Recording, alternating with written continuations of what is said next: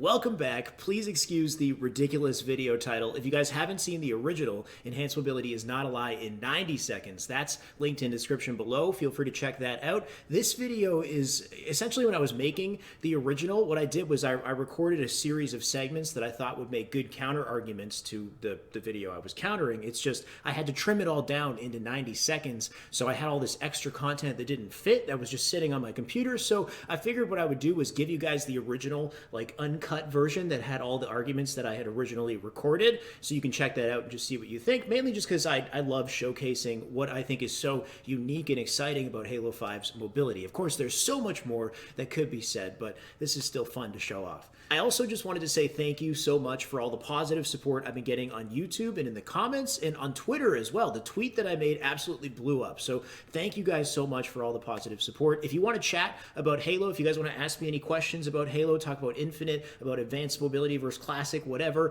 you can feel free to do so on my Twitch. I should be streaming now on twitch.tv/theshyway. I've linked it in the description below. So enjoy this extended cut, and then hopefully I'll see you guys afterwards. We can hang out on Twitch, just casually playing H5, Halo 5 Arena, getting my ranked placements, and hanging out in our quarantine lockdown. I know it's kind of a weird time. Hopefully you guys are safe and you know, not sick or anything. Anyway, enjoy the video. I'll see you on Twitch. For starters, with the Magnum, you can shoot instantly out of sprint and reactivate sprint instantly after. So sprinting does not restrict your ability to shoot at all. Of course, when you shoot, you are set back to walking speed while shooting, which kills your momentum. So if you want sprint speed and you want to shoot at the same time, then slide jump and shoot. Sprint, slide jump and shoot. Now you're moving at sprint speed and you're getting to shoot at the same time.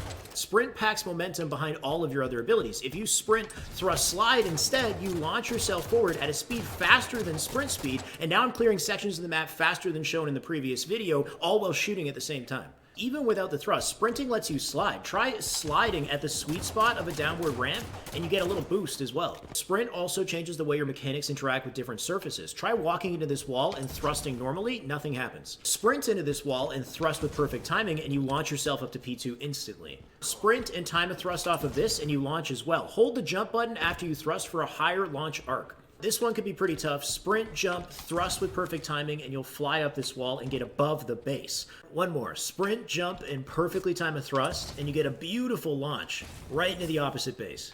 With the clamber, well, it's true that clambering ledges does slow down your movement on the map, and crouch jumping instead can allow you to move faster. If you know advanced techniques like spring jump, you'll realize that 80 to 90% of the ledges in this game that you think you need to clamber don't need to be clambered. For example, I'll hit this sequence. Well shooting, no clamber. Slide jump, spring jump, sprint, slide, and then spring jump again. You get up into the window. But the clamber doesn't just help you make basic jumps. It's a very versatile tool. For example, sprint, thrust, slide, spin around, catch a ledge above you while you're flying out a totally different direction, and I can jump backwards and clamber up to this window right above it. I can also choose to drop backwards and shoot and fake people out on whether or not I'm actually falling or if I want to clamber back up. Certain areas of maps have invisible clamber ledges. If you're skilled and you know where these ledges are and how to grab them quickly, you can create whole new routes for yourself. Or even just here, this one's simple, car 1 up to car 2 in a split second.